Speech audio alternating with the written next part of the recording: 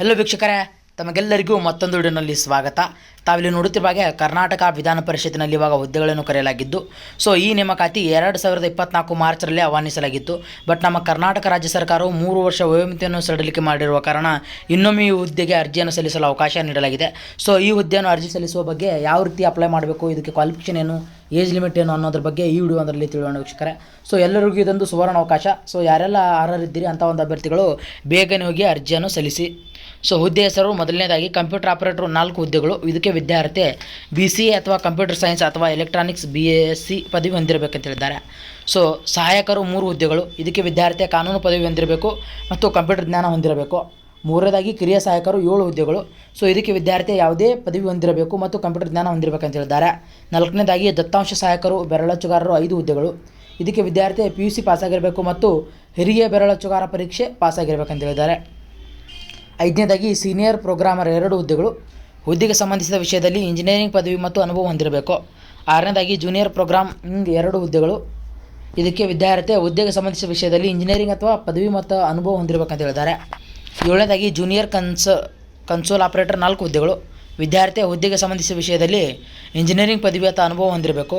ಒಟ್ಟು ಹುದ್ದೆಗಳು 28 ಹುದ್ದೆಗಳಾಗಿದ್ದು, ವಯಸ್ಸಿನ ಮಿತಿ ಸಾಮಾನ್ಯ ವರ್ಗದವರಿಗೆ 18 ವರ್ಷ ಮಿನಿಮಮ್ ಏಜ್ ಇದ್ದಿರುತ್ತೆ, ಮ್ಯಾಕ್ಸಿಮಮ್ 38 ವರ್ಷ ಇದ್ದಿರುತ್ತೆ. ಸೊ ವಯೋಮಿತಿ ಕೂಡ 3 ವರ್ಷವನ್ನು ಹೆಚ್ಚಿಸಿರುವ ಕಾರಣ ಇವಾಗ ಎಲ್ಲ ಮೀಸಲಾತಿಗಳಿಗೂ ಈ ವಯೋಮಿತಿ ಸಡಿಲಿಕೆ ನೀಡಲಾಗುತ್ತದೆ.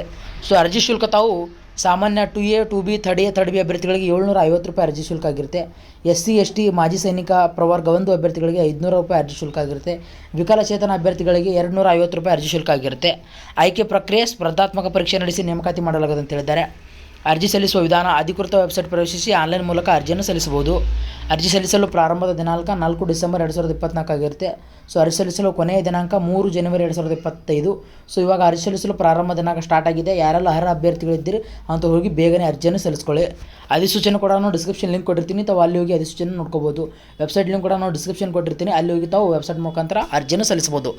ಸೊ ತಮಗೆ ಇನ್ನಿತರ ಆದಂಥ ಗೌರ್ಮೆಂಟ್ದು ಸ್ಕೀಮ್ ಆಗಲಿ, ಗೌರ್ಮೆಂಟ್ ಜಾಬ್ಸ್ಗಳ ಬಗ್ಗೆ ಮಾಹಿತಿ ಬೇಕಾದರೆ ನಾವು ಟೆಲಿಗ್ರಾಮಲ್ಲಿ ಅಥವಾ ಮತ್ತು ವಾಟ್ಸಪ್ ಆಗಲಿ ಈ ರೀತಿಯಾದಂಥ ವೆಬ್ಸೈಟ್ಗಳ ಲಿಂಕ್ ಕೂಡ ನಾನು ಡಿಸ್ಕ್ರಿಪ್ಷನಲ್ಲಿ ಕೊಟ್ಟಿರ್ತೀನಿ.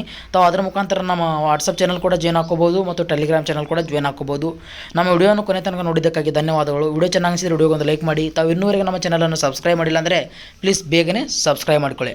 ಅರ್ಜಿ ಸಲ್ಲಿಸಲು ಮುನ್ನ ಸಂಪೂರ್ಣ ಅಧಿಸೂಚನೆ ಓದಿ ಸ್ಪಷ್ಟವಾಗಿ ಅರ್ಥೈಸಿಕೊಂಡ ನಂತರವೇ ಅರ್ಜಿಯನ್ನು ಸಲ್ಲಿಸಬೇಕಾಗಿದೆ.